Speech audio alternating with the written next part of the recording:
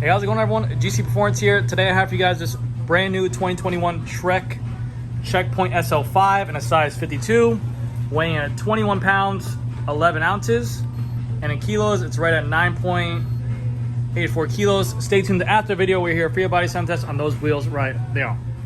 Hey, how's it going on, everyone? GC Performance here, back with another video. Today I have for you guys the highly requested Trek Checkpoint SL5.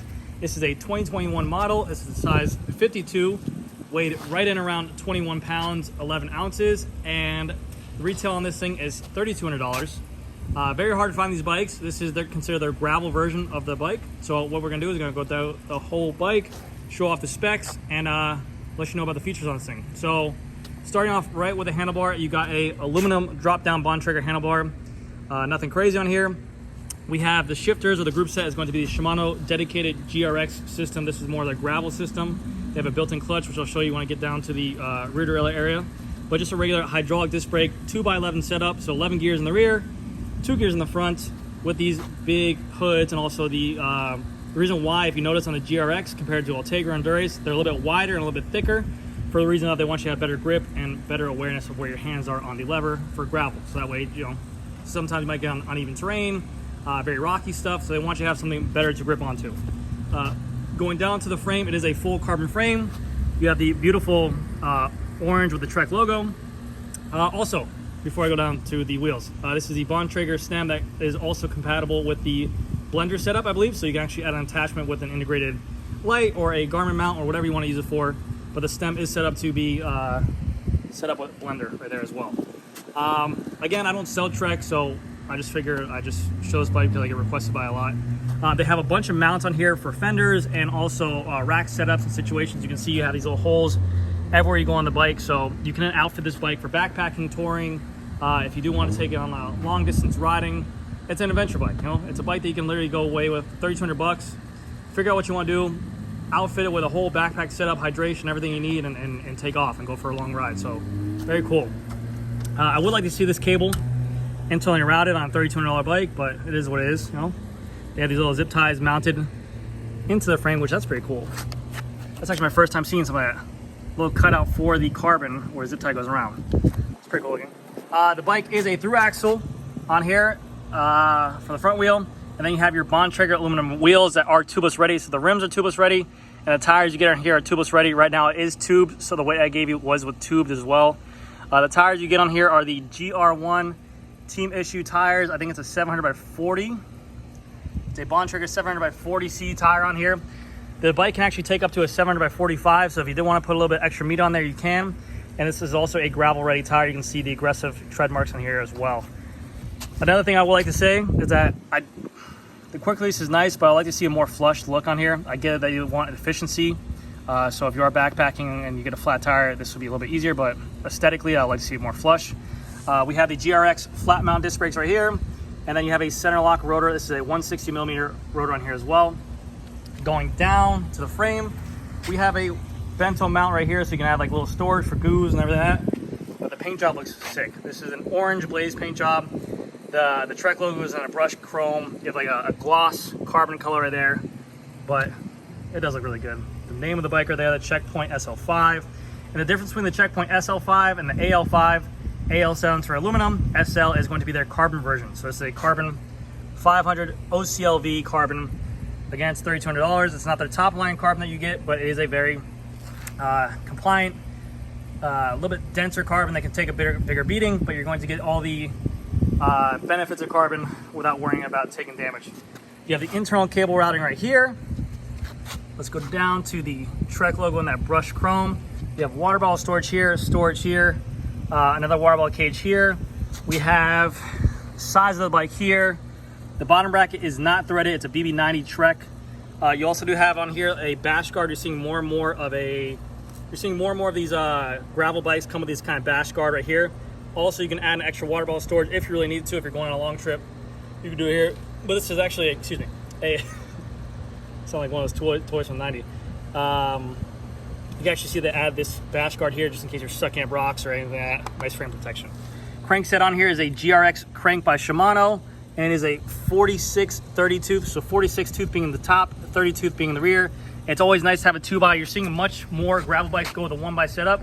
A 2x gives you a little bit more options, especially if you don't know what kind of terrain you're doing.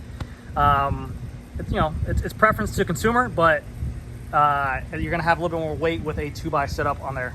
You have a GRX front derailleur, and you can see the down tube or the seat post of this thing. It's really rounded here by the top of it and kind of flattens out, I guess, to get more tire clearance. And you can see they also have a fender mount right there. If you're gonna add a fender flare or fender mount, you can do that too. Another plus to this bike being a gravel bike, they want to make it compliant and comfortable. They have on here their ISO speed coupler. That's what they do. It's a little bit of a compliance added bonus. Like I think it's like an elastomer.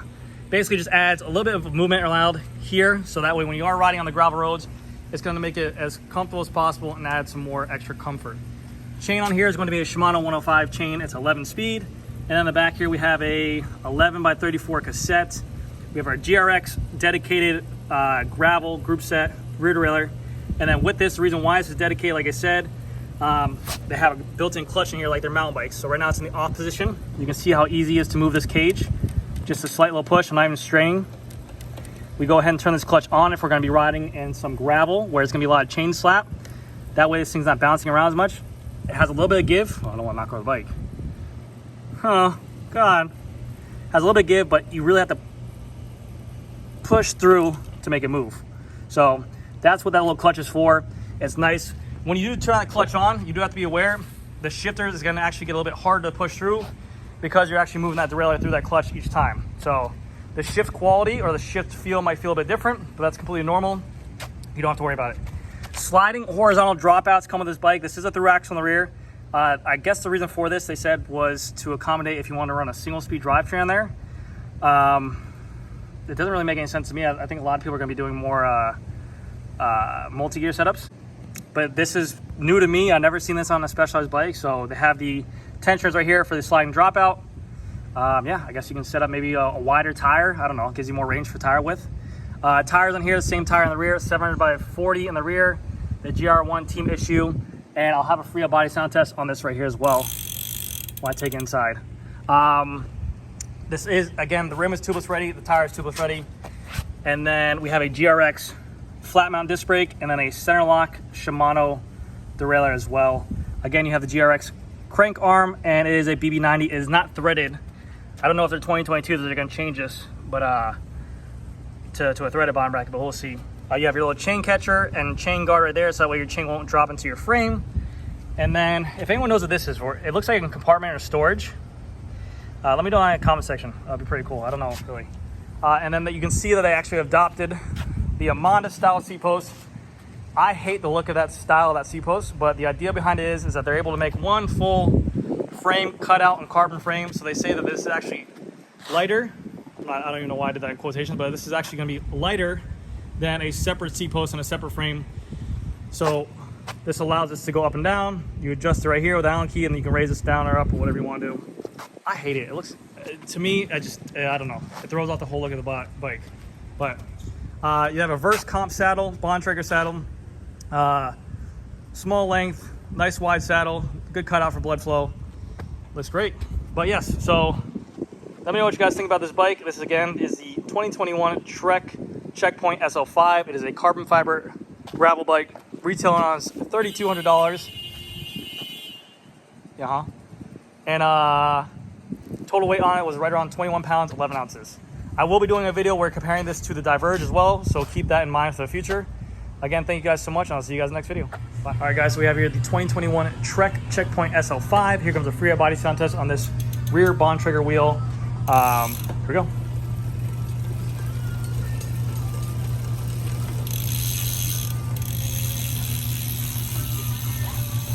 Nothing crazy, but sounds good. All right, guys, thank you guys again so much for watching. I'll see you guys in the next video. Bye.